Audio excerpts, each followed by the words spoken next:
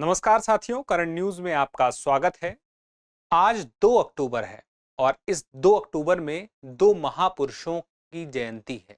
एक है महात्मा गांधी और एक है लाल बहादुर शास्त्री।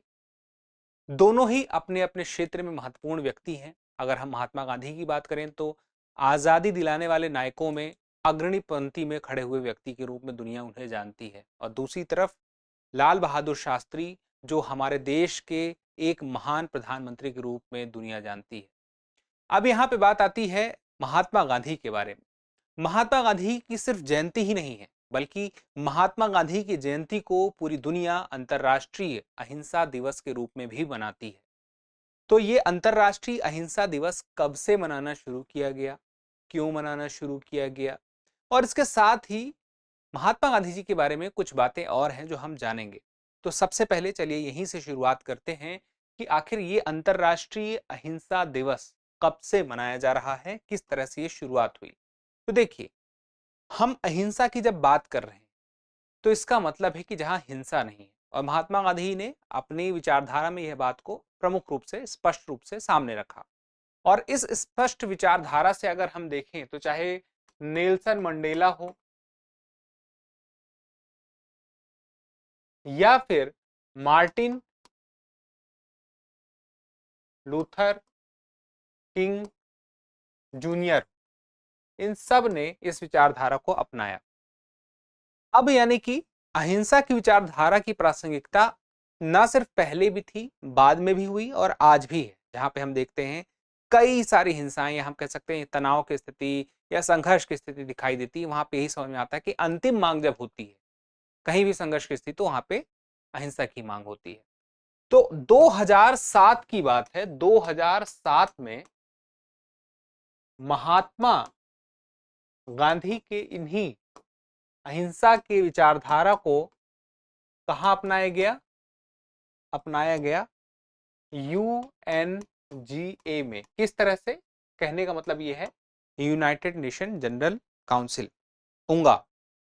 वहां पे प्रस्ताव एक पारित हुआ जिसमें कहा गया कि 2 अक्टूबर को अंतरराष्ट्रीय अहिंसा दिवस मनाया जाएगा। तो ये जब हुआ प्रस्ताव पारित, तो 2007 से ही अंतरराष्ट्रीय अहिंसा दिवस मनाना शुरू कर दिया गया और उसके बाद साल दर साल मनाया जा रहा है।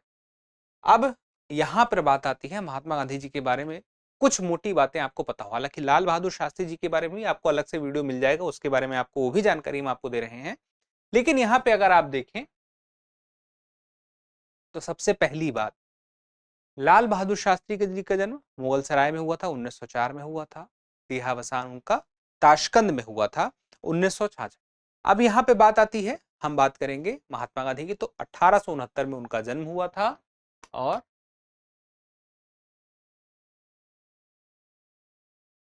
1948 में उनका देहावसान हुआ था, 30 जनवरी को। 1869 में 2 अक्टूबर को, जैसे कि आपको पता है, पोरबंदर में, गुजरात में। उसके बाद वो पढ़ाई करने के लिए इंग्लैंड जाते हैं, वहां से वकालत की पढ़ाई करते हैं। फिर उसके बाद वहां से वो दक्षिण अफ्रीका जाते हैं।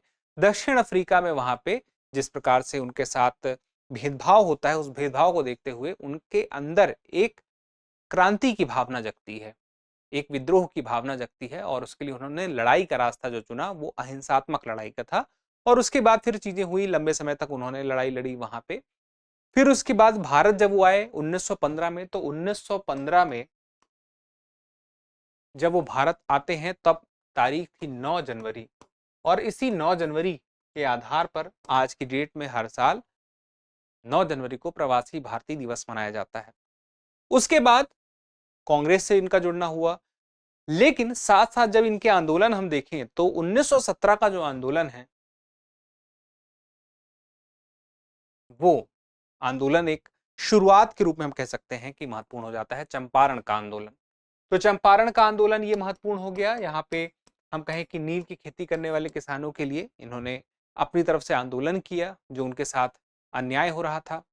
फिर उसके बाद देखे थे तो असहयोग आंदोलन हो, चाहे हम देखें तो फिर उसके बाद सविनय अवज्ञा आंदोलन हो, चाहे उसके बाद हम देखें तो भारत छोड़ो आंदोलन हो, तो सारे आंदोलन जिसका आधार था अहिंसा। अब यहाँ पे बात आती है कांग्रेस के साथ, जब वो लगातार लंबे समय से रहे तो एक ही बार वो अध्यक्ष बने वहां की जो हम कहते हैं वार्षिक अधिवेशन के दौरान, तो वो था बेलगाम अधिवेशन। तो बेलगाम अधिवेशन में 1924 में, बेलगाम यानी कि कर्नाटक। तो ये मुख्य बातें थी जो आप सभी को पता है, लेकिन आज के दिन क्योंकि एक ऐसा दिन है जिस दिन हम चर्चा करते हैं, जानकारी पे एक बार वापस से विमर्श करते हैं, आपको रिवाइज कराते हैं। छोटी बातें थी, कुछ उनकी रचनाएं हैं जो आपको पता रहे, जैसे कि उनकी कुछ प्रमुख रचनाओं में से हम अगर बात करें तो एक तो सबसे प्रमुख रचना है माई एक्सपेरिमेंट विथ ट्रुथ, सत्य के साथ मेरे प्रयोग। ये सबको पता है।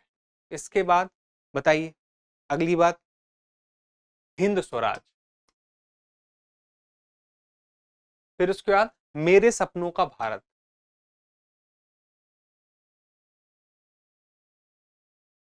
और इसके अलावा और भी बहुत सारी हैं, लेकिन जैसे उसमें से आप कह सकते हैं कि दक्षिण अफ्रीका में सत्याग्रह।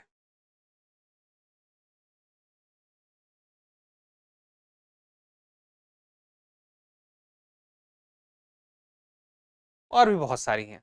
और इनके अन्य सिर्फ अहिंसा के विचार के अलावा अन्य कई प्रकार के विचार हैं अलग अलग विषयों पर, तो उस पर कभी विस्तार से हम चर्चा करेंगे। फिलहाल के लिए आज के दिवस पर ये छोटी सी चर्चा थी। मिलते हैं अगले सेशन में, तब तक के लिए स्वस्थ रहें, मस्त रहें, पढ़ते रहें। धन्यवाद।